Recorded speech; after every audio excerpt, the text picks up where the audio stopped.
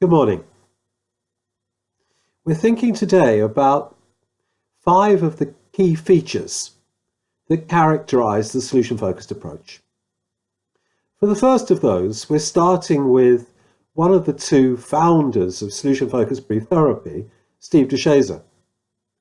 And back in the 1970s, Steve noticed something when he was observing sessions that on the one hand was very banal, something that everyone knew.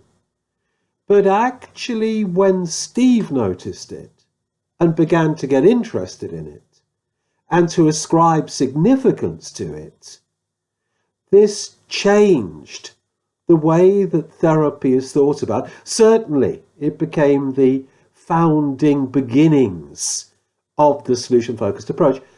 And what Steve noticed was merely that nothing happens all the time. So that the client who comes in and who's talking about being depressed will very often spontaneously say, "Sometimes I have a better day." The client who's talking about their drinking, perhaps, and is bothered by the amount that they're drinking, will sometimes, again, without being invited, at times say, "6 months ago, I had a whole week when I was dry." Steve, hearing about the better days and the dry week, began to think about those. Well, the first thing he did, of course, was to give those non-happenings, those things that didn't happen, he gave them a name, and he called them exceptions. Until you've given something a name, it's quite hard to notice it. It's quite hard to think about something that is a non-thing, something that doesn't happen. And so Steve, in giving these exceptions, the name exceptions, began to make them visible, began to make them interesting, and invited us all to think about them. And the significance that Steve gave them was to see them as little parts of the solution that were already in place. And in thinking about that, in thinking about exceptions, which always happen, as little parts of the solution, Steve began, in my view, to change the nature of therapeutic interaction. Because the proposition that proposed to us was the idea that every client comes with little parts of a solution pattern already in place.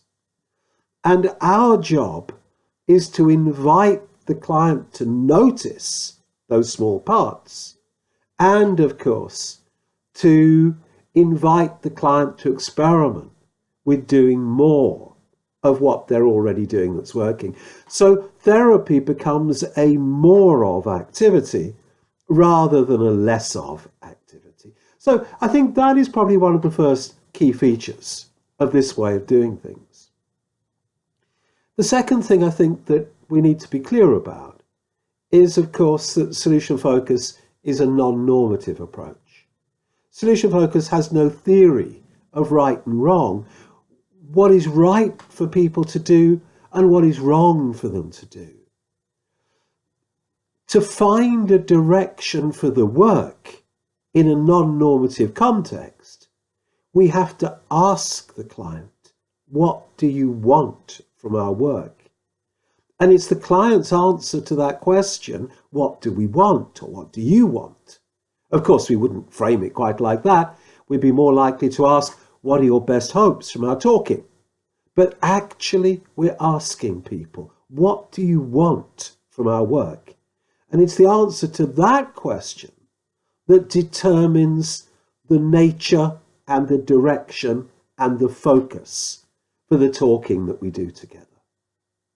So nothing happens all the time, non-normative.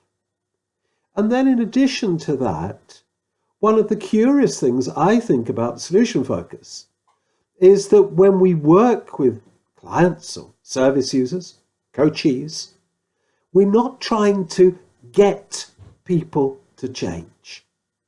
As soon as we start thinking about getting people to change, we're using force. And as soon as people feel that force is being applied to them, many, many, many people will very naturally dig in their heels. And so all that we're doing with people is inviting them to describe their lives in a particular way, inviting them to describe in detail the future that they want, and inviting them to describe those elements of the past that fit with the future they want. And if we can engage our clients successfully in that sort of description, then what we notice is that we don't need to get people to change. They will change themselves.